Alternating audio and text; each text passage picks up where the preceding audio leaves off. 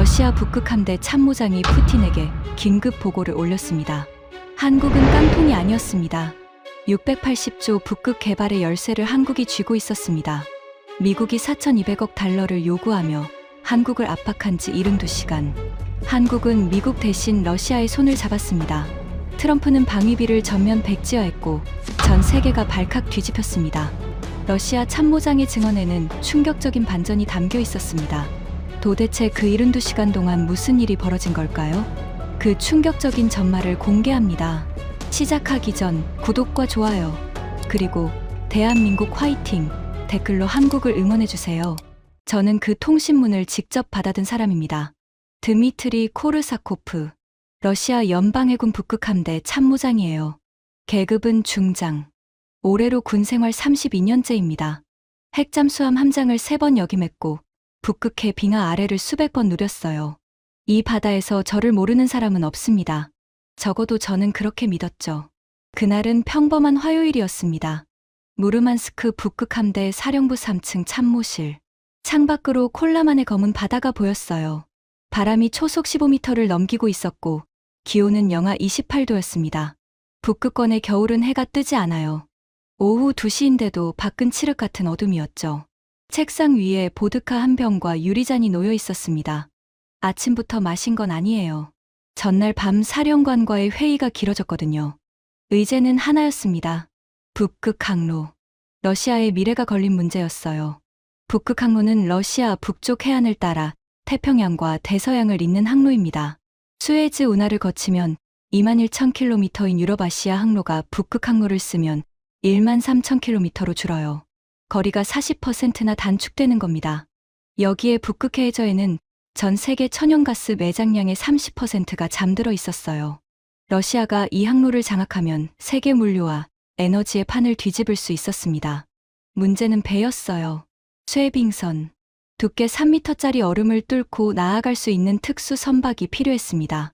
러시아는 핵추진 쇠빙선을 7척 보유하고 있었지만 전부 노후화됐어요.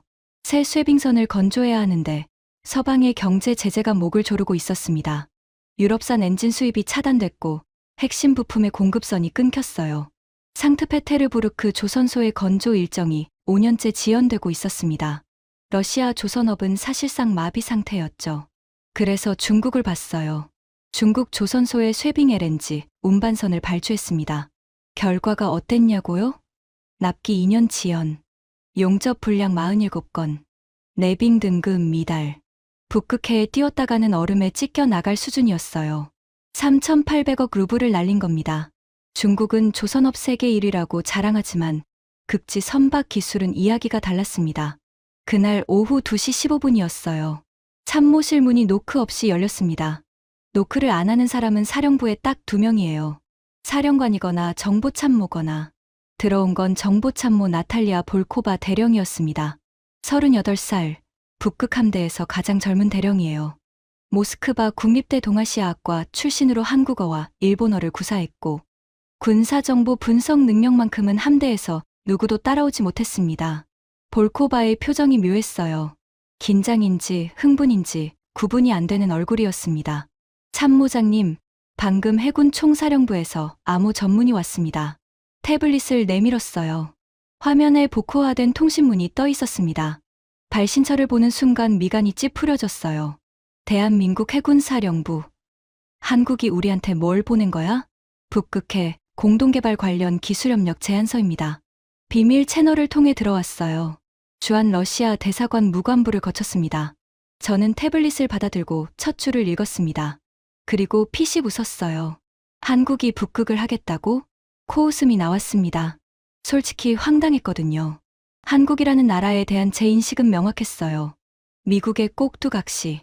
미국이 앉으라면 앉고 서라면 서는 나라. 주한미군 28,000명이 주둔하고 있고 전시작전 통제권조차 미국 손에 있는 나라. 그런 나라가 미국의 최대 경쟁국인 러시아의 비밀 채널을 열었다고요? 저는 태블릿을 책상 위에 던졌습니다. 가볍게. 하지만 무시의 무게를 실어서요. 볼코바, 자네 동아시아 전문가지. 한국 해군이 뭘 가지고 있나? 디젤 잠수함 18척, 구축함 12척, 호위함급 다수입니다.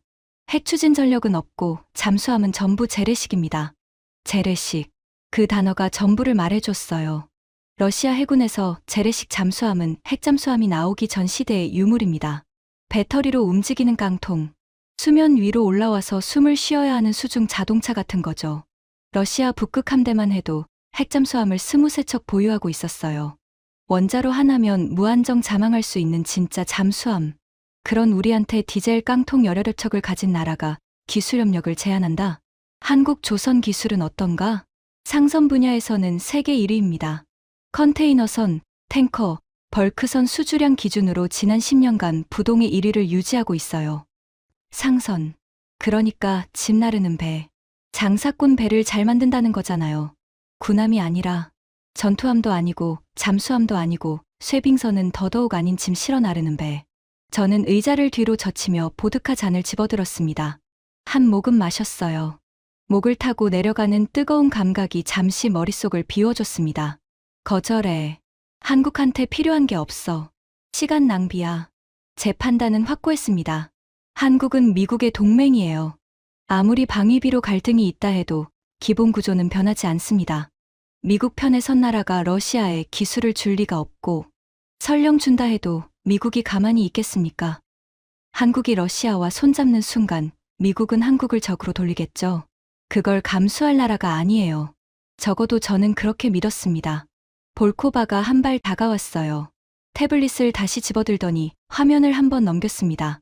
참모장님, 그런데 제안서에 첨부 자료가 있습니다. 한 번만 봐 주십시오. 귀찮았지만 볼코바의 표정이 평소와 달랐어요. 이 사람은 쓸데없는 걸로 제 시간을 뺏지 않는 사람이거든요. 태블릿을 다시 받았습니다.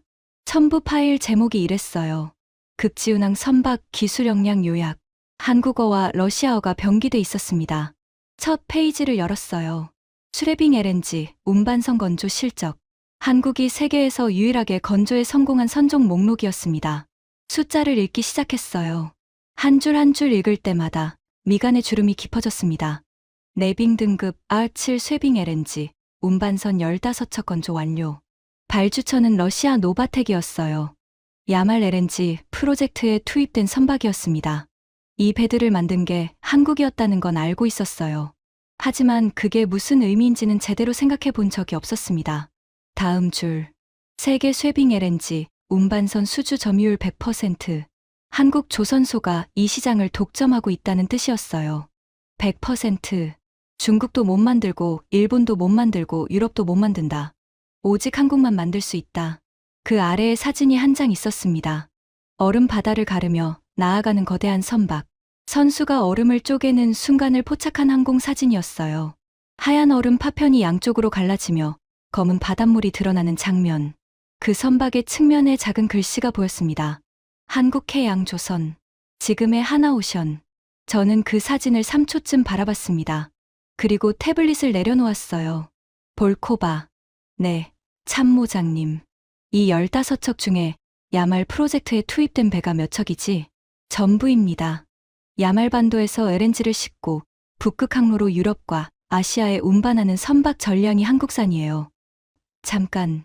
그러면 지금 북극 항로에서 LNG를 나르고 있는 배가 전부 한국이 만든 거란 말인가? 그렇습니다. 방 안이 조용해졌어요. 바람 소리만 창문을 때리고 있었습니다. 머릿속에서 퍼즐 조각이 하나 맞춰졌어요. 러시아의 북극 항로. 러시아의 미래. 그 미래를 실어 나르는 배를 만든 건 러시아가 아니라 한국이었습니다. 하지만 저는 그 사실을 인정하고 싶지 않았어요. 상선이잖아. 짐 나르는 배를 잘 만드는 거지. 군용 쇠빙함이나 잠수함과는 차원이 다르다고. 볼코바가 입을 열었습니다. 참모장님, 한 가지 더 있습니다. 한국의 제안서 마지막 페이지에 한 줄이 있었어요. 뭔데? 볼코바의 목소리가 낮아졌습니다.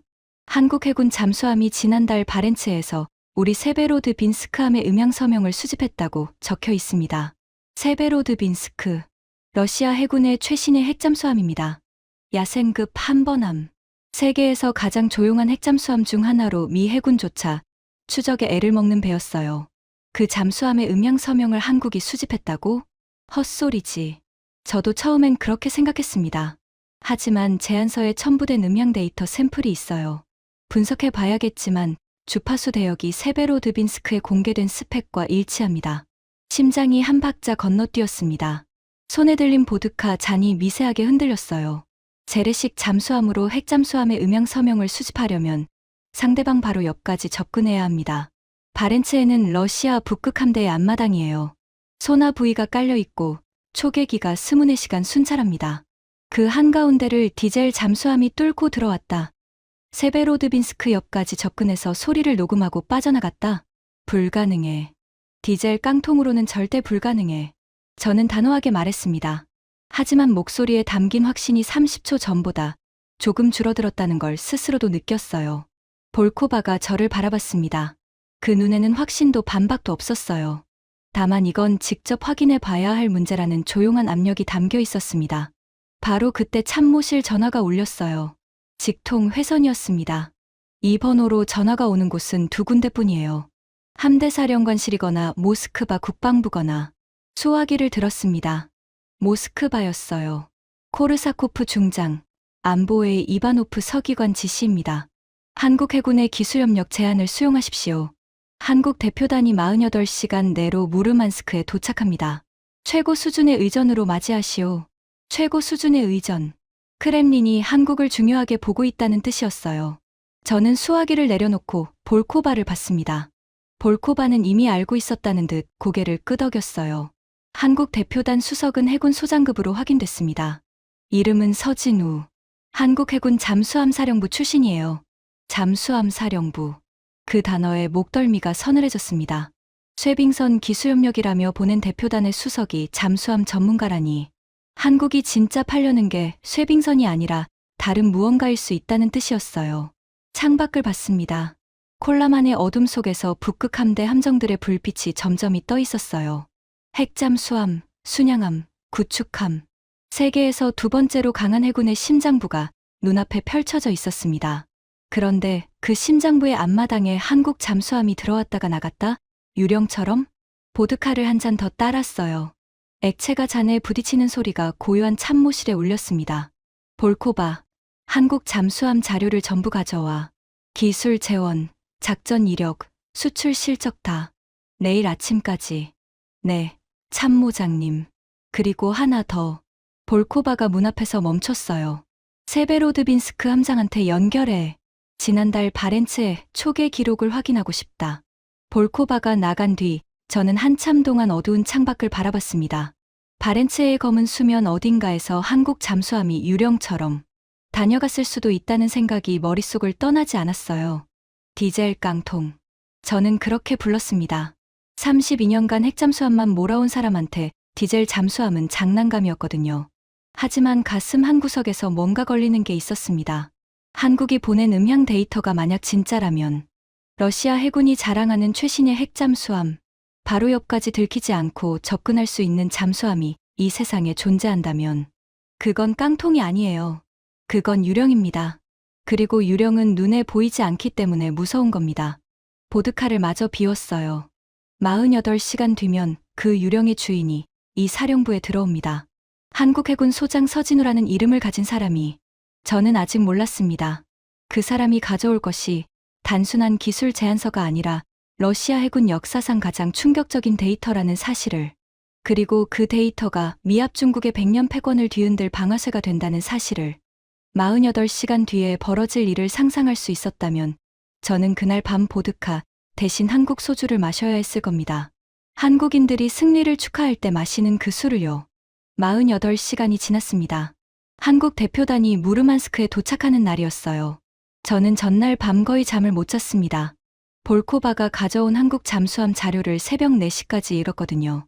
읽으면 읽을수록 불쾌했어요. 불쾌한 이유가 한국이 싫어서가 아니라 제가 몰랐던 게 너무 많았기 때문이었습니다.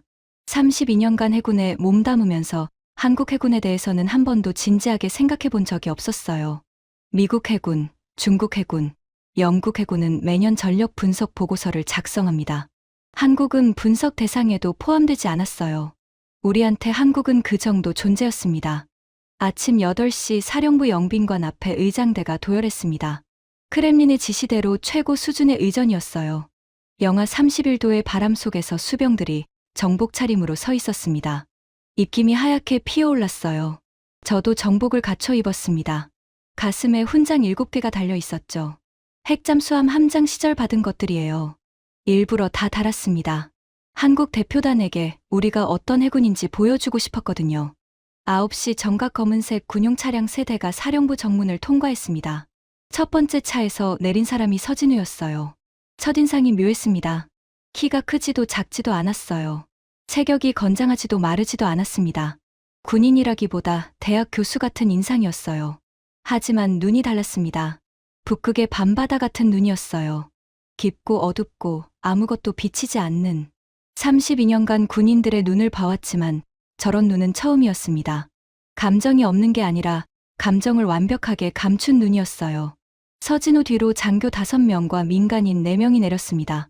민간인들은 전부 양복 차림이었는데 넥타이핀에 회사 로고가 보였어요. 하나오션과 하나오션이었습니다. 조선소 기술자들이 함께 온 겁니다. 악수를 했어요. 서진우의 손이 차갑지 않았습니다. 영하 31도인데도요. 장갑을 끼고 있지 않았어요. 저는 장갑을 끼고 있었는데 그 사소한 차이가 신경에 걸렸습니다. 추위에 강한 건지 아니면 이 정도 추위는 신경 쓸 가치가 없다는 건지. 코르사코프 참모장입니다.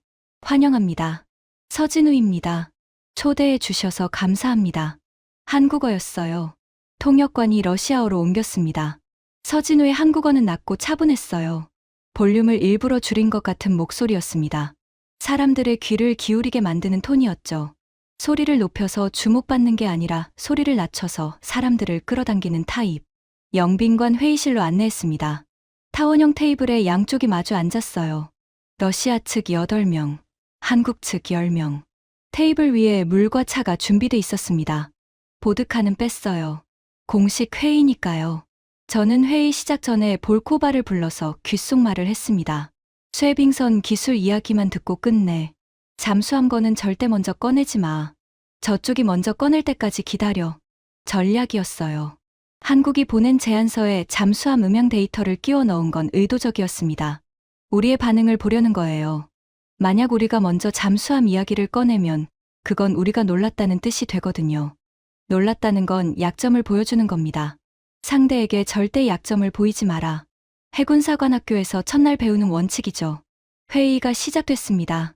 서진우가 먼저 입을 열었어요. 참모장님, 오늘 저희가 준비한 자료는 3가지입니다. 첫째, 극지용 쇠빙 선박 기술 협력안. 둘째, 북극 항로 운항 시스템 공동 개발안. 셋째는 회의 진행 상황을 보고 말씀드리겠습니다. 셋째가 뭔지 궁금했지만 묻지 않았어요. 먼저 궁금해하면 지는 겁니다. 저는 고개만 끄덕였습니다. 하나오션 기술이사가 일어나서 스크린에 프레젠테이션을 띄웠습니다. 첫 화면에 숫자 하나가 크게 떠 있었어요. 172점. 이 숫자가 무슨 뜻인지 아는 사람은 방 안에 별로 없었을 겁니다. 하나오션 기술이사가 설명했어요. 172는 저희 조선소에서 지금까지 건조한 극지 운항 등급 선박의 총 척수입니다. 172척. 러시아 전체 쇠빙 함대가 40척입니다. 한국 조선소 하나가 러시아 전체 쇠빙 함대의 4배가 넘는 극지 선박을 만들어 왔다는 뜻이에요. 물론 군용 쇠빙함과 상선은 다릅니다. 하지만 170이라는 숫자의 무게감은 무시할 수 없었어요. 화면이 넘어갔습니다. 선박 설계 도면이 떴어요. 제가 한 번도 본 적 없는 형태였습니다. 이것은 저희가 개발 중인 차세대 쇠빙 LNG 운반선입니다. 내빙 등급 R9점, 현재 세계에서 가동 중인 쇠빙 상선의 최고 등급이 R7인데 이 선박은 2단계 위입니다. 빙 두께 3.5m를 단독 돌파할 수 있어요. 3.5m. 러시아의 최신형 핵추진 쇠빙선 아르크티카호가 돌파할 수 있는 빙 두께가 2.9m입니다. 핵추진 쇠빙선보다 상선이 더 두꺼운 얼음을 뚫는다고. 말이 안 됐어요. 저는 손을 들었습니다. 잠깐. R9 등급 선박은 세계 어디에도 존재하지 않습니다. 설계 단계라는 건 아직 검증이 안 됐다는 뜻인데. 하나오션 기술이사가 고개를 끄덕였어요. 정확하십니다. 하지만 저희는 이미 축소 모형 빙의 시험을 마쳤습니다. 결과를 보여드리겠습니다. 영상이 재생됐어요. 한국 어딘가의 실험 수조였습니다. 인공 빙판 위로 선박 모형이 천천히 나아가고 있었어요. 얼음이 갈라지면서 선수 양쪽으로 밀려났습니다. 3.5m 두께의 인공 빙판이 깨끗하게 쪼개지는 장면이었어요. 옆에 앉은 러시아 측 조선 기술자 페트로프가 제 팔꿈치를 건드렸습니다. 속삭이는 목소리가 떨리고 있었어요. 참모장님, 저 선수 영상 좀 보십시오. 이중 삼각 구조인데 쇄빙 각도가 우리 아르크티카호와 완전히 다릅니다. 저건 얼음을 깨는 게 아니라 갈라서 밀어내는 구조예요. 충격 하중이 30% 이상 줄어들었습니다. 선체 수명이 2배로 늘어나요. 페트로프는 상트페테르부르크 조선소에서 30년간 쇄빙선만 설계해 온 사람입니다. 러시아 쇄빙선의 아버지라고 불리는 사람이에요. 그 사람의 목소리가 떨리고 있었습니다. 경외감 때문이었어요. 저는 페트로프의 말을 무시했습니다. 아니, 무시하려고 했어요. 하지만 마음 한구석이 불편해지기 시작했습니다. 발표가 계속됐어요. 두 번째 주제, 북극 항로 운항 시스템. 하나오션 기술자가 일어나서 새로운 화면을 띄웠습니다. 세계 지도 위에 항로가 표시돼 있었어요. 빨간 선이 북극 위를 지나가고 있었습니다. 현재 북극 항로 운항의 가장 큰 문제는 위성항법의 정밀도입니다. 북극은 위성 궤도가 수렴하는 지점이라 GPS와 GLONASS 모두 오차가 커집니다. GPS의 북극해 오차는 15m에서 30m, GLONASS는 8m에서 20m입니다. 빙판 사이의 좁은 수로를 통과하려면 최소 3m 이하의 정밀도가 필요합니다. 그건 우리도 알고 있는 문제였어요. 러시아 북극 항로에서 매년 선박 좌초 사고가 발생하는 이유 중 하나가 위성항법 오차입니다. 얼음이 움직이면서 수로가 변하는데 30m짜리 오차로는 안전 운항이 불가능하거든요. 하나오션 기술자가 화면을 한번 터치했습니다. 지도 위에 새로운 항로가 초록색 선으로 나타났어요. 대한민국은 독자 위성항법 시스템 KPS를 보유하고 있습니다. KPS의 정밀도는 센티미터 단위입니다. 방 안이 조용해졌어요. 센티미터 단위라는 말에 러시아 측 기술자들이 서로를 봤습니다. 페트로프가 또 속삭였어요. 이번에는 속삭임이 아니라 거의 신음에 가까웠습니다. 센티미터라고요? GPS가 10m이고 GLONASS가 8m인데 그게 가능합니까? 저도 같은 의문이었습니다. 러시아의 GLONASS도 세계에서 두 번째로 정밀한 위성항법입니다. 개발에 35년이 걸렸고 위성 24기를 궤도에 올리는데 천문학적인 비용이 들었어요. 그런데 한국이 그걸 뛰어넘었다? 증거가 있습니까? 센티미터 정밀도라는 건 이론값이 아니라 실측값인가요? 제가 직접 물었습니다. 목소리를 낮췄어요. 일부러요. 의심을 드러내되 공격적이지 않게. 서진우가 처음으로 직접 대답했습니다. 회의 시작 후 30분 동안 한마디도 안 하고 앉아 있었는데 이 질문에만 반응한 거예요. 실측값입니다. 한국 전역 전체에서 실시간 운용 중이에요. 항만 자동 저반, 자율운항 선박, 정밀 농업까지 전 분야에 적용되고 있습니다.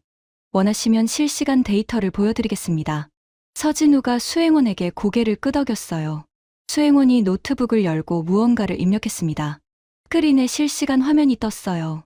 부산항이었습니다. 한국 시각으로 밤이었는데도 항구 전체가 화려하게 빛나고 있었어요. 컨테이너 크레인이 쉴 새 없이 움직이고 선박들이 줄지어 입항하고 있었습니다. 화면 상단의 숫자가 실시간으로 변하고 있었어요. KPS 정밀도 현재 값 1.2cm, 숫자가 깜빡이며 0.9, 1.1, 0.8로 바뀌었습니다. 전부 2cm 이내였어요. 이건 현재 부산항에서 실시간으로 수신되는 KPS 보정 데이터입니다. 보시다시피 오차 범위가 2cm를 넘지 않습니다. 2cm, GPS의 500분의 1점, GLONASS의 400분의 1점 눈으로 보고 있는데도 믿기지 않았습니다. 그때 볼코바가 제 옆에서 태블릿을 보여줬어요. 화면에 러시아 군사정보부의 긴급 보고가 떠 있었습니다. 볼코바가 회의 중에 실시간으로 모스크바에 검증을 요청한 거예요. 보고 내용은 단순했습니다. 한국 KPS 센티미터 정밀도, 자체 위성 정보 분석 결과 사실로 확인. 한국이 KPS 시스템 전면 가동을 이미 완료한 상태. 저는 태블릿을 도로 볼코바에게 밀었습니다. 손이 미세하게 떨렸어요. 보드카를 안 마신 날이라 변명할 거리도 없었습니다. 인상적이군요. 다음 안건으로 넘어가시죠. 최대한 담담하게 말했어요. 하지만 목소리가 평소보다 반톤 높았다는 걸 저도 알고 있었습니다. 서진우가 잠깐 저를 봤어요. 1초도 안 되는 시간이었지만 그 시선에는 이건 아직 시작도 안 했다는 메시지가 담겨 있었습니다. 10분 휴식이 선언됐어요. 저는 참모실로 돌아와서 볼코바를 불렀습니다. 볼코바, 솔직하게 말해. 한국의 기술 수준이 우리가 알고 있던 것과 얼마나 차이가 나? 볼코바가 잠시 망설였어요.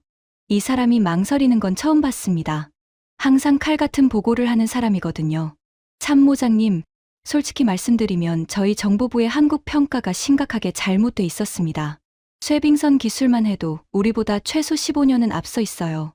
KPS는 비교 자체가 무의미합니다.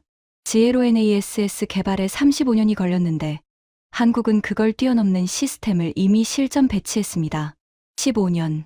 그 숫자가 머릿속에서 맴돌았어요. 러시아가 북극의 주인이라고 자부해왔는데 그 북극에 필요한 배를 만드는 기술에서 한국에 15년 뒤처져 있다니. 하지만 저를 진짜로 흔든 건 다음이었습니다.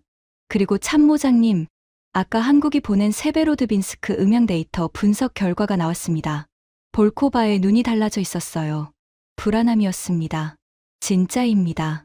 주파수 스펙트럼, 프로펠러 블레이드 수 분석, 엔진 회전 수 패턴까지 전부 일치합니다. 세베로드빈스크 고유의 음향 서명이 맞아요. 이건 한바로 옆에서 수집하지 않으면 불가능한 수준의 해상도입니다. 거리로 치면 얼마나 가까이 접근한 거야? 볼코바가 숨을 한번 내쉬었어요. 500m 이내입니다. 500m. 핵잠수함에서 500m는 코앞이에요. 어뢰 사거리 아닙니다. 한국 잠수함이 러시아 최신의 핵잠수함의 어뢰 사거리 안까지 접근해서 소리를 녹음하고 빠져나갔다. 우리 소나에 한 번도 잡히지 않고. 어떻게 가능하지? 디젤 잠수함으로? 볼코바가 태블릿에서 파일을 하나 열었어요. 한국 잠수함 기술 자료였습니다. 한국의 KSS-3 잠수함입니다. 3600톤급. 분류상 재래식이지만 리튬이온 배터리와 AIP 시스템을 동시에 탑재하고 있어요. 리튬이온 완충 상태에서 3주 이상 잠항이 가능합니다. 그리고 소음 수준이 해양 생물과 구분이 안 됩니다. 우리 소나에 잡히면 화면에는 고래 한 마리가 찍힐 뿐이에요. 3주 잠항. 그 숫자가 뇌리에 꽂혔습니다. 핵잠수함이 아닌 재래식 잠수함으로 3주 잠항이라니. 그게 가능하면 북극해 작전도 가능하다는 뜻이에요. 얼음 아래로 들어가서 임무를 수행하고 나올 수 있다는 의미입니다. 러시아 해군의 기본 전제가 흔들리고 있었어요. 우리는 항상 이렇게 믿어왔습니다. 북극해는 핵잠수함의 영역이다. 디젤 잠수함은 못 들어온다. 배터리가 바닥 나기 전에 수면 위로 올라와야 하는데 수면이 얼음으로 덮여 있으니까. 그래서 북극해에서 러시아와 미국의 핵잠수함만이 자유롭게 움직일 수 있었고 그게 곧 러시아의 전략적 우위였습니다. 그런데 한국이 핵추진 없이 3주 잠항이 가능한 잠수함을 만들었다면 북극해에서 러시아의 독점적 지위가 무너질 수 있다는 뜻이었어요. 휴식 시간이 끝났습니다. 회의실로 돌아갔어요. 자리에 앉으면서 서진우를 다시 봤습니다. 여전히 무표정이었어요. 차 한 잔을 들고 있었는데 김이 피어오르지 않았습니다. 이미 식은 차를 손에 들고 있으면서도 마시지 않고 있었어요. 소도구처럼 들고 있을 뿐이었습니다. 세 번째 안건으로 넘어가시죠. 제가 먼저 말했습니다. 서진우가 고개를 끄덕였어요. 세 번째 안건을 말씀드리기 전에 한 가지 확인할 것이 있습니다. 서진우가 수행원에게 눈짓을 했습니다. 수행원이 가방에서 태블릿 하나를 꺼냈어요. 서진우가 직접 받아서 화면을 켜더니 제 앞으로 밀었습니다. 화면에 음파 그래프가 떠 있었어요. 제안서에 첨부됐던 것보다 훨씬 상세한 데이터였습니다. 주파수 분석 차트, 데시벨 곡선, 시간축, 그리고 차트 상단에 러시아어로 라벨이 붙어 있었어요. K-560 세베로드빈스크, K-561 카잔, K-573 노보시비르스크. 세 척의 이름이었습니다. 러시아 야생급 핵잠수함 세 척 전부. 현재 실전 배치된 야생급의 전수. 러시아 해군이 보유한 가장 정밀하고 가장 조용한 공격형 핵잠수함. 세 척의 음향 서명이 한국의 손에 있었습니다. 이건 뭡니까? 목소리가 갈라졌어요. 스스로 느낄 수 있었습니다. 무릎 아래에서 다리가 미세하게 떨리고 있었어요. 테이블 아래라 다행이었습니다. 서진우가 태블릿 화면을 한번 터치했어요. 귀국 야생급 핵잠수함 세 척의 고유 음향 서명입니다. 스크류 엽수, 회전 패턴, 냉각수 순환주기, 보조기관 주파수까지 전부 수집했습니다. 현재 위치와 자망심도, 항해 속도도 확인했어요. 방 안의 공기가 얼어붙었습니다. 러시아 측 장교들이 동시에 자세를 바로 세웠어요. 핵잠수함의 음향 서명은 군사 기밀 중에서도 최상위입니다. 사령관도 실시간으로 모든 정보를 알지는 못해요. 그걸 외국 해군이 쥐고 있다니. 그것도 세 척 전부. 볼코바의 얼굴이 창백해져 있었습니다. 옆에 앉은 작전참모 소콜로프 소장이 주먹을 쥐고 있었어요. 분노인지 공포인지 구분이 안 되는 표정이었습니다. 이건 정보 침탈입니다. 동맹도 아닌 국가가 우리 핵전력의 핵심 기밀을 무단으로 수집한 거요. 소콜로프가 자리에서 일어서며 말했어요. 목소리가 높았습니다. 서진우가 소콜로프를 바라봤어요. 표정이 전혀 변하지 않았습니다. 무단 수집이 아닙니다. 공해상에서의 음향 탐지는 국제법상 합법입니다. 저희 잠수함이 작전 해역에서 자연스럽게 수집한 데이터예요. 참고로 이 데이터의 존재 자체가 한 가지 사실을 증명합니다. 무슨 사실? 서진우의 눈이 처음으로 빛났어요. 차갑게요. 귀국의 최첨단 핵잠수함 옆을 저희 재래식 잠수함이 지나갔는데 귀국은 전혀 몰랐다는 사실입니다. 소콜로프의 얼굴이 붉어졌어요. 반박하려고 입을 열었지만 저는 손으로 제지했습니다. 소콜로프를 안 쳤어요. 감정적으로 대응하면 지는 겁니다. 하지만 저도 속이 뒤집어지고 있었어요. 러시아 해군의 자존심이 짓밟힌 거거든요. 핵잠수함은 러시아 해군의 심장입니다. 그 심장의 맥박을 한국이 측정하고 기록해갔다. 우리가 전혀 눈치채지 못한 사이에 서진우 소장, 이 데이터를 왜 우리에게 보여주는 겁니까? 제 목소리는 평정을 유지했어요. 적어도 겉으로는. 두 가지 이유가 있습니다. 하나, 저희의 기술 수준을 증명하기 위해서입니다. 쇠빙선과 위성항법만으로는 참모장님을 설득하기 어렵다고 판단했습니다. 군인은 군사적 증거에 반응하니까요. 맞는 말이었어요. 쇠빙선 172척 이야기에도 배 잘 만드는 나라 정도로 넘기려 했으니까요. 하지만 핵잠수함 음향 서명은 차원이 달랐습니다. 둘, 이 데이터는 선물입니다. 저희가 수집한 귀국 잠수함의 음향 취약점 분석 보고서를 함께 드리겠습니다. 어떤 주파수 대역에서 탐지됐는지, 어떤 조건에서 소음이 증가하는지, 귀국이 잠수함 성능을 개선하는데 활용하실 수 있어요. 방 안이 다시 조용해졌어요. 이번에는 다른 종류의 침묵이었습니다. 아까는 충격의 침묵이었고 지금은 혼란의 침묵이었어요. 상대국 잠수함의 약점을 찾아낸 다음 그 약점을 상대국에게 알려준다? 군사 역사에서 이런 일은 전례가 없었어요. 적의 약점은 최고 기밀로 분류돼서 무기의 비밀 금고에 넣어두는 겁니다. 한국은 그 금고를 열어서 우리한테 건네겠다고 하고 있었어요. 왜? 제 입에서 그 질문이 나왔을 때 저도 모르게 몸이 앞으로 기울어졌습니다. 의자 등받이에서 등이 떨어졌어요. 자세가 무너진 거죠.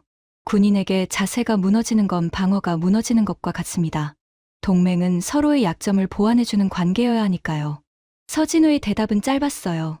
하지만 그 안에 담긴 의미는 거대했습니다. 한국이 러시아의 동맹을 제안하고 있었어요. 쇠빙선 기술, 위성항법, 잠수함 정보까지 통째로 묶어서, 그것도 미국과 방위비 갈등이 극에 달한 타이밍에. 이건 단순한 기술 협력이 아니었습니다. 지정하게 판을 뒤집는 제안이었어요. 바로 그 순간 회의실 문이 열렸습니다. 통신 장교가 뛰어들어왔어요. 군인이 회의 중에 뛰어들어오는 건 전쟁이 났거나 그에 준하는 상황뿐입니다. 참모장님, 모스크바에서 긴급 전문입니다. 미합 중국이 동아시아 전역의 GPS 민간 신호 정밀도를 하향 조치했습니다. 한국이 데드라인 내에 방위비를 지불하지 않아서 보복 조치를 시행한 것으로 판단됩니다. GPS 하향. 미국이 한국을 압박하기 위해 위성항법 정밀도를 떨어뜨렸다는 뜻이었어요. 이건 미국이 실제로 사용할 수 있는 무기 중 하나입니다.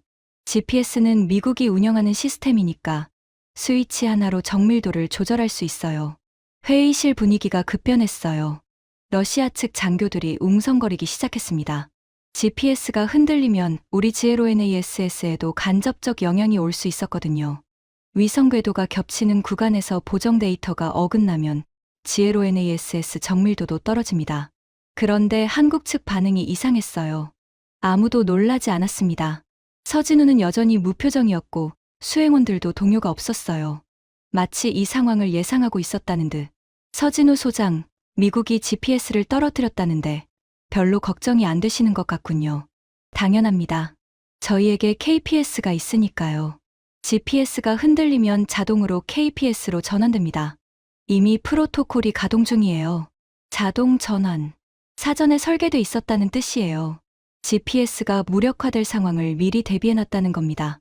미국의 방위비 압박이 GPS 무기화로 이어질 것까지 예측하고 대응 시스템을 만들어 놓은 거예요. 저는 한국을 과소평가하고 있었다는 걸 그제야 인정하기 시작했습니다. 이건 미국에 끌려다니는 나라의 행동이 아니었어요. 미국의 다음 수를 미리 읽고 카운터를 준비해 둔 겁니다. 체스로 치면 3수 앞을 내다본 거죠. 그리고 지금 이 자리에 앉아 있다는 것 자체가 미국의 GPS 공격이 시작된 바로 그 타이밍에 러시아 군사 기지에서 기술 협력 회의를 하고 있다는 것 자체가 한국은 이 모든 걸 계획한 겁니다. 미국의 갑질을 예상했고 GPS 무력화를 대비했고 러시아와의 접촉 타이밍까지 맞췄어요. 미국이 GPS 스위치를 누르는 순간 한국은 러시아의 손을 잡고 있었던 겁니다. 소름이 돋았어요. 등줄기를 타고 찬 것이 흘렀습니다. 북극의 추위가 아니라 전율이었어요. 그때 통신 장교가 다시 들어왔습니다. 이번에는 걸어서요. 하지만 얼굴이 하얘져 있었어요. 참모장님, 추가 보고입니다. 뭔데? GPS 하향 조치의 영향이 예상보다 넓습니다. 북극해 일부 해역의 위성 커버리지에도 영향이 감지되고 있어요. 블리자드와 겹치면서 미해군 잠수함 USS 콜럼버스의 위성 링크가 두절됐다는 미군 긴급 통신이 감청됐습니다. 미국이 한국을 때리려고 GPS를 건드렸는데 오히려 자기네 핵잠수함이 먹통이 됐다. 이건 정보가 아니라 코미디였어요. 회의실에 있던 러시아 장교 몇 명이 입꼬리를 올렸습니다. 적의 자충수를 보는 군인의 본능적 반응이었죠. 하지만 저는 웃을 수 없었어요. 핵잠수함이 북극해에서 통신 두절되면 어떤 일이 벌어지는지 제가 가장 잘 아는 사람이거든요. 핵잠수함 함장을 3번 했습니다. 북극 빙하 아래에서 통신이 끊기는 순간의 공포를 몸으로 겪어봤어요. GPS가 없으면 부상할 빙하 틈을 찾을 수 없습니다. 산소가 떨어져도 올라갈 구멍을 못 찾는 거예요. 관짝이 되는 겁니다. 미군 잠수함 상태가 어떻습니까? 산소 생성 장치 이상이 보고됐습니다. 긴급 부상이 필요한 상황인데 GPS 보정 없이는 빙하 틈을 특정할 수 없다고 합니다. 서진우가 그 보고를 듣고 있었어요. 표정이 처음으로 변했습니다. 무표정에서 아주 약간 눈썹이 움직였어요. 그리고 옆에 수행원에게 한국어로 뭔가를 말했습니다. 통역이 되지 않았어요. 의도적으로 통역을 거치지 않은 겁니다. 하지만 볼코바가 알아들었어요. 한국어를 할 수 있으니까. 볼코바가 제 귀에 속삭였습니다. 참모장님, 서진우 소장이 수행원에게 이렇게 말했습니다. 진해에 연결해. 도산 안창호함 출항 준비시켜. 도산 안창호. 한국 해군의 잠수함 이름이었어요. 볼코바가 아까 보여준 자료에 있었습니다. KSS-3 한번함. 3600톤급 재래식 잠수함. 한국이 잠수함을 출항시킨다. 지금 이 상황에서 서진우가 저를 봤어요. 눈빛이 달라져 있었습니다. 차가움이 아니라 뭔가 결심한 사람의 눈이었어요. 참모장님, 셋째 안건을 말씀드리겠습니다. 서진우가 자리에서 일어났어요. 회의실 전체를 둘러봤습니다. 러시아 장교 8명과 한국 대표단 10명의 시선이 전부 서진우에게 쏠려 있었어요. 대한민국 해군은 북극해에서 독자 작전 능력을 보유하고 있습니다. 셋째 안건은 한러 북극해 공동안보 체제 구축입니다. 그리고 첫 번째 공동작전을 지금 즉시 제안합니다. 무슨 작전입니까? 미해군 잠수함 USS 콜럼버스의 구조입니다. 현재 한국 해군 잠수함 도산 안창호함이 북극해에 진입 준비 중입니다. KPS 좌표로 빙하 틈을 특정하고 부상 경로를 확보할 수 있어요. 귀국의 쇠빙함과 협력하면 구조 시간을 절반으로 단축할 수 있습니다. 방 안이 정지했어요. 숨소리조차 들리지 않았습니다. 한국이 미국 잠수함을 구하겠다고? 미국이 방위비로 갑질하고 GPS까지 무력화한 바로 그 미국의 잠수함을? 그리고 그걸 러시아와 함께 하겠다고?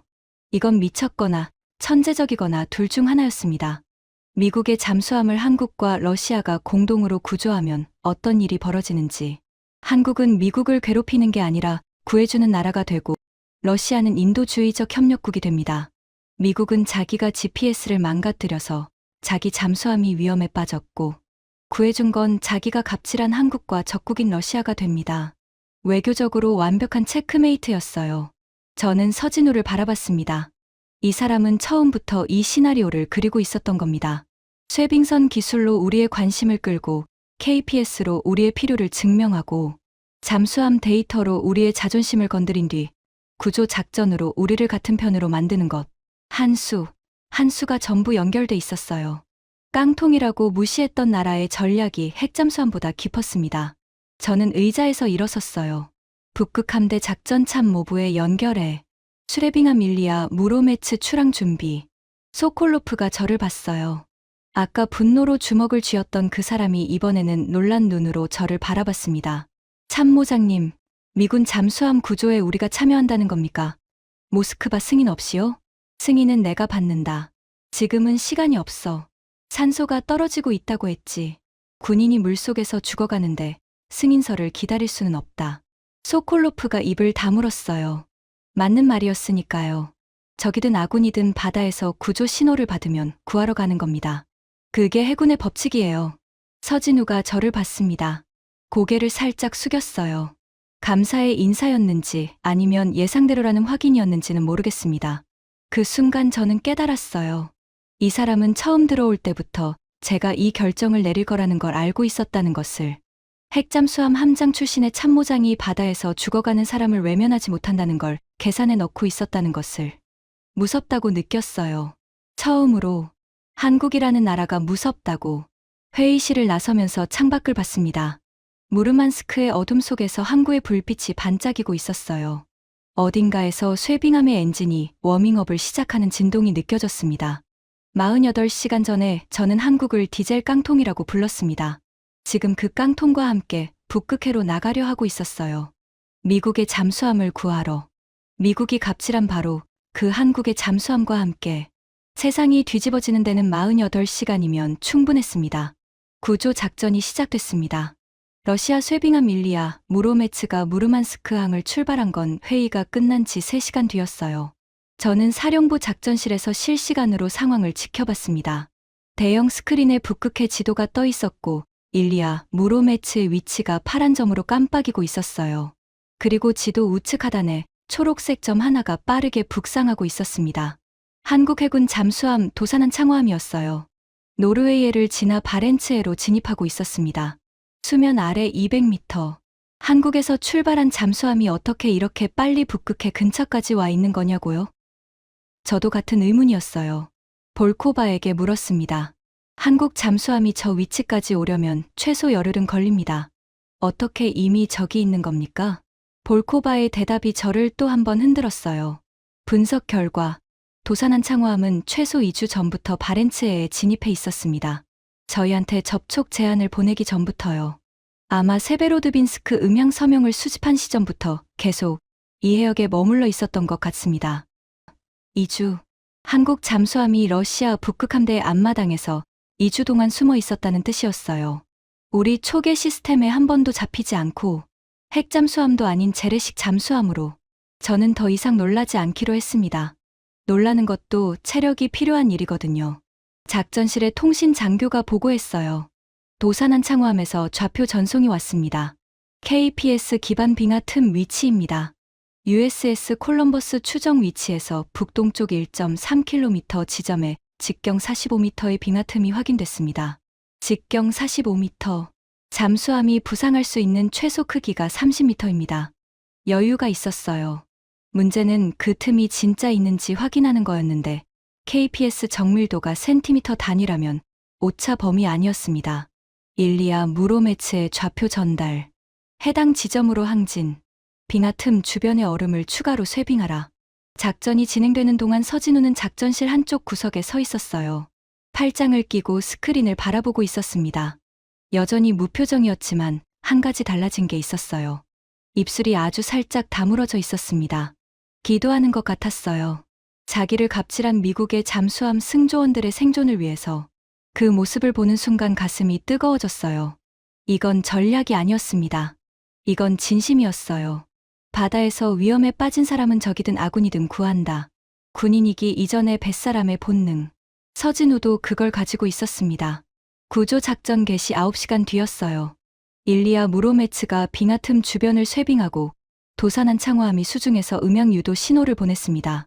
USS 콜럼버스가 그 신호를 따라 이동했어요. 그리고 북극 빙하의 틈 사이로 미 해군 핵잠수함의 잔망경이 솟아올랐습니다. 이어서 검은 선체가 얼음 사이로 천천히 떠올랐어요. 작전실에서 환호성이 터졌습니다. 러시아 장교들이 박수를 쳤어요. 적국의 잠수함을 구한 건데 박수를 치는 겁니다. 바다 위의 군인은 국적이 없어요. 생사의 경계에서는 다 같은 뱃사람이니까. 서진우가 눈을 감았어요. 2초쯤. 그리고 눈을 떴을 때 눈가에 물기가 비쳤습니다. 1초도 안 돼서 사라졌지만 저는 봤어요. USS 콜럼버스에서 통신이 왔습니다. 함장이 직접 보낸 거예요. 한국 해군과 러시아 해군에 감사드립니다. 승조원 142명, 전원 무사합니다. 142명. 살았습니다. 그 보고가 미 해군 태평양 함대 사령부를 거쳐 펜타곤에 도착하고 백악관에 전달되기까지 4시간이 걸렸어요. 미국이 GPS를 무기화해서 한국을 압박했는데 그 GPS 때문에 자국 잠수함이 위험에 빠졌고 그걸 구해준 건 자기가 갑질한 한국과 적국인 러시아였다는 보고서가 대통령 집무실에 올라간 겁니다. 트럼프의 반응이 어땠을지는 상상에 맡기겠어요. 다만 그로부터 6시간 뒤 미국 국무부가 긴급 성명을 발표했습니다. 대한민국에 대한 방위비 분담금 요구를 전면 백지화한다. 기존 협정 조건을 유지하며 한미동맹의 가치를 재확인한다. 580조 원짜리 고지서가 휴지 조각이 된 순간이었어요. 하지만 이미 늦었습니다. 한국은 이미 러시아와 손을 잡은 뒤였거든요. 구조 작전이 끝난 다음 날 저는 크렘린으로 불려갔어요. 이바노프 안보의 서기관이 아니라 그 위였습니다. 대통령 직속 보고였어요. 저는 지난 72시간 동안 있었던 일을 전부 보고했습니다. 한국의 쇄빙선 기술, KPS, 잠수함 능력, 그리고 구조 작전까지. 보고가 끝난 뒤 받은 지시는 단 한 줄이었어요. 한국과의 북극 공동개발협정을 최우선으로 추진하라. 680조 규모의 러시아 북극 개발 프로젝트에 한국이 핵심 파트너로 들어오는 겁니다. 쇄빙 선박 건조, 북극 항로 운항 시스템, 해저 자원 탐사 장비까지. 러시아가 가진 건 북극이라는 바다였고 한국이 가진 건 그 바다를 정복할 기술이었어요. 무르만스크로 돌아온 날 서진우가 공항에서 기다리고 있었습니다. 한국으로 돌아가는 길이었어요. 악수를 했어요. 이번에는 제가 먼저 장갑을 벗었습니다. 처음 만났을 때 서진우가 맨손이었던 게 기억났거든요. 이번에는 저도 맨손으로 악수하고 싶었어요. 참모장님, 한 가지 말씀드리고 싶은 게 있습니다. 서진우의 목소리가 평소보다 조금 따뜻했어요. 저는 잠수함을 탄 사람입니다. 참모장님도 잠수함을 타셨죠. 잠수함을 타본 사람은 압니다. 바다 밑에서는 국기가 보이지 않아요. 보이는 건 앞에 있는 어둠뿐입니다. 그 어둠 속에서 서로를 지켜주는 게 동맹의 진짜 의미라고 생각합니다. 저는 아무 말도 하지 못했어요. 목이 막혔습니다. 32년간 군인으로 살면서 이런 감정을 느낀 적이 없었어요. 존경이었습니다. 디젤 깡통이라고 비웃었던 나라의 해군 소장에 대한 존경. 서진우가 차에 올라타기 전에 돌아봤어요. 참모장님, 다음에 만날 때는 보드카 말고 소주를 준비해두겠습니다. 서진우가 처음으로 웃었어요. 짧고 절제된 미소였지만 무르만스크의 어둠 속에서 유난히 밝았습니다. 차가 떠난 뒤 저는 한참 동안 서 있었어요. 영하 33도의 바람이 맨 얼굴을 때렸지만 느껴지지 않았습니다. 머릿속에 72시간 전에 제 자신이 떠올랐어요. 한국이 북극을 하겠다고? 미국의 개가 우리한테 왜? 72시간 전에 저는 바보였습니다. 한국을 몰랐고, 한국 해군을 몰랐고, 한국의 기술을 몰랐어요. 더 정확히 말하면 알려고 하지 않았습니다. 편견이 눈을 가리고 있었거든요. 하지만 한국은 우리의 편견 따위는 신경도 쓰지 않았어요. 묵묵히 배를 만들고 위성을 쏘고 잠수함을 바다에 띄웠습니다. 세계가 무시할 때 기술을 쌓았고 미국이 갑질할 때 카드를 꺼냈어요. 그리고 적의 잠수함이 위험에 빠졌을 때 제일 먼저 구하러 갔습니다. 강한 나라는 힘으로 협박하는 나라가 아니에요. 힘이 있으면서도 그 힘으로 사람을 구하는 나라가 진짜 강한 나라입니다. 한국은 강한 나라였어요. 제가 32년 동안 몰랐을 뿐이지. 사령부로 돌아가는 길에 콜라만의 바다가 보였습니다. 어둠 속에서 파도가 일렁이고 있었어요. 그 바다 어딘가에서 도산한 창호함이 조용히 남쪽으로 귀환하고 있을 겁니다. 유령처럼. 아무 소리도 내지 않고 저는 집무실에 돌아와서 책상 위에 보드카 병을 치웠습니다. 서랍에서 빈 유리잔을 하나 더 꺼내 책상 위에 놓았어요. 다음에 서진우가 올 때를 위해서 소주를 따를 잔이 필요할 테니까. 창밖 무르만스크 항구에 2개의 깃발이 나란히 걸려 있었어요. 러시아 3세기와 태극기. 바람에 펄럭이고 있었습니다. 같은 방향으로 북극의 새로운 시대가 열리고 있었습니다. 그리고 그 시대를 연 건 핵무기도 항공모함도 아니었어요. 디젤 깡통 하나였습니다. 아니, 유령이었죠. 지금까지 러시아 북극 함대 참모장이 경험한 충격적인 72시간의 이야기였습니다. 대한민국의 기술력과 저력을 더 많은 분들이 알 수 있도록 이 이야기를 널리 공유해 주세요. 우리가 아는 것보다 대한민국은 훨씬 강한 나라입니다. 구독과 좋아요도 부탁드립니다. 지금까지 터칭 스토리였습니다. 감사합니다.